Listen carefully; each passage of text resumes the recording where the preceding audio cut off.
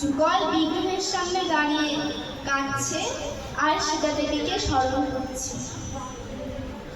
সীতা দেবী আমার ছুটতে ছুটতে এসে বলছেন, প্রভু তুমি আমায় ডাকছো কেন? আর তোমার চোখে জল কেন? বলো না প্রভু, বলো তোমার কি হয়েছে? তখন অদ্বৈতাচার্য বলছি, জানো সীতে, দেখো একবার তাকিয়ে এই গলির পাষণ্ড জীব আমার এই মন্দিরের একবার কি অবস্থা করেছে। এরা নাম বলে না আর বলিতেও দেয় না, এরা নাম শুনে না আর শুনিতেও দেয় না। বলো না সীতে, বলো আমি কেমন করে নাম বললে এই জীব পাষণ্ড জীবেরাও নাম করবে? সীতা দেবী কাঁদতে কাঁদতে বলছেন, প্রভু তুমি পূর্বেও ছিলে ভোলা আর এবেও হলেন ভোলা, ভোলা স্বভাব তোমার গেল না? এমন করে নাম করলে কি কেউ নাম করবে? তখন তখন আন্তরিক আচার্য বললেন, তাহলে সেটা আমি কেমন করে নাম করলেন? এই পাষণ্ড জীবেরাও নাম করবে? তখন সীতাদেবী বলছে, প্রভু আপনাকে দ্বাদশ বছর ধরে কৃষ্ণ পূজা করতে হবে এবং সেই কৃষ্ণ পূজার তুলসী নিয়ে সুরধ্বনি জলে ভাসাতে হবে। যেদিন আপনার ওই তুলসী উজান বাহিনী হবে, সেদিন আপনার নাম সংকীর্তন সিদ্ধি লাভ পাবে, সিদ্ধি লাভ পাবে। বেশ, আমি তাই করব। এই বলে ঠাকুর আমার বাপলক নামক এক গ্রামে বসে ধ্যানে মগ্ন হলেন। ঠাকুরকে দে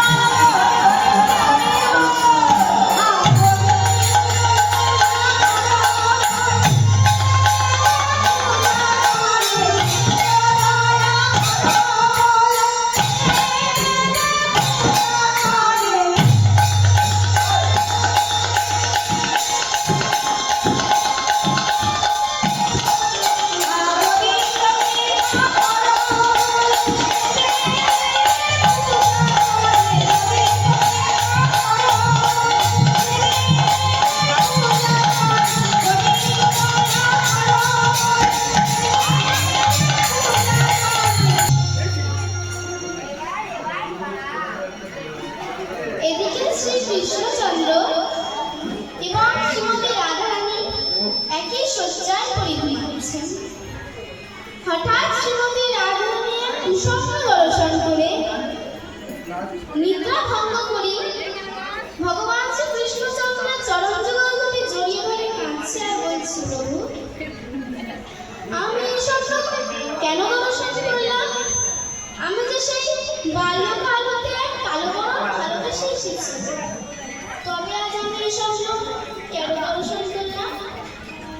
তবে কি আমি বিচারিণী হয়েছি?